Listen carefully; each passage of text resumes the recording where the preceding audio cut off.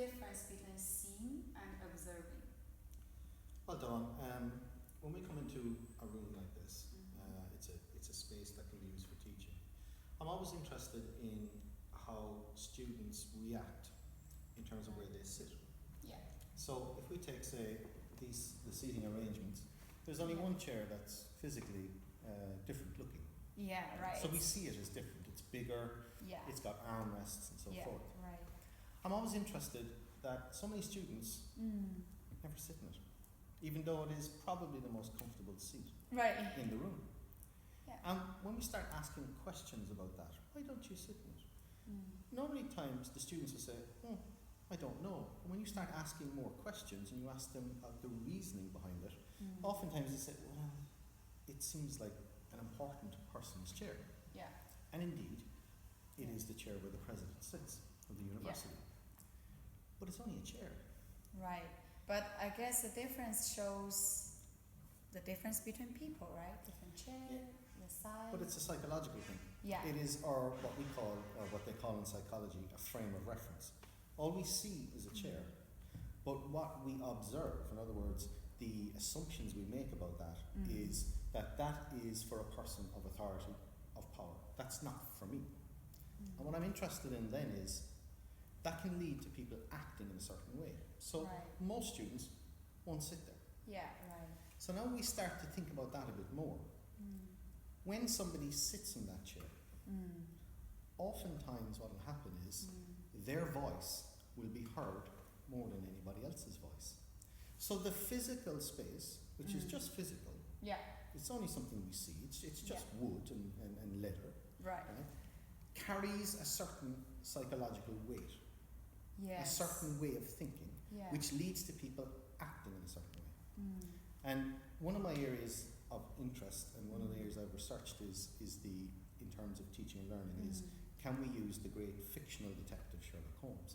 And he speaks about the difference between seeing and observing. To his colleague, Dr. Watson, when Dr. Watson couldn't understand something, Sherlock, how did you figure that out? He said, well, my dear Dr. Watson, the difference is you see, but you do not observe, and that makes all the difference. And what I am interested in terms of a teaching and learning space is, oftentimes we won't think about the potential impact of our physical space, the potential impact about how we act, how we speak, the tone of our voice, how we sit and stand, the impact it's having on other people and what they do. So when we talk about, for instance, we want student-centered learning. We want students who are active, who are asking questions, who are challenging the lecturer. Yeah. And yet, we create a space where, for instance, in this space again, there's a performance space up there, where where the speaker speaks. Yeah. And what will happen is psychologically, people often will just be passive, sit back, take notes. Right. Yeah. Oftentimes the person up there won't realise that they in part have done that. Because they haven't changed the environment. Yeah, the space, right. So the difference between seeing and observing, for me, is the difference between a teacher teaching, just the material, and a teacher being a designer. A person who can actively change the environment to lead to different types of outcomes for the way the student acts and interacts with them. Oftentimes we don't think about it. Right. One of the things I often ask all of the teachers that we teach in the centre here is, when you come into a room, sit where your students will be sitting. Yeah. And ask yourself, what does the learning space look like to the student? Not to you, to the student. Put your slides up. What does it look like to the person who's going to be in the furthest part of the room? Yeah. What do the vocals sound like? Yeah.